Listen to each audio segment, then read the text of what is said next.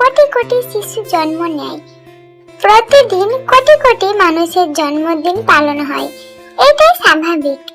কিন্তু আজকে এমন একজন মানুষের জন্মদিন যার গান আমাদের হৃদয় ছুঁয়ে যায়, যার নাম শুনলেই কোটি কোটি আর্মিদের মুখে হাসি ফুটে ওঠে।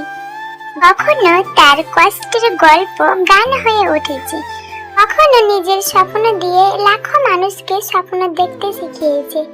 হ্যাঁ, আমি বলছি সেই মানুষটার কথা, মিন ইয়ংগি, যার প্রতিটি শব্দের সত্যি আর সাহস।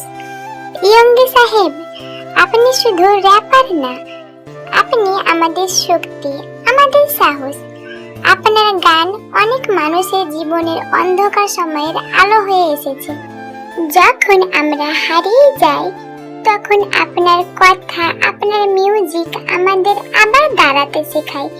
আপনার হাসি হয়তো ছোট, কিন্তু সেই হাসিটা লক্ষ লক্ষ আর্মিদের জন্য পৃথিবীর সবচেয়ে বড় সুখ।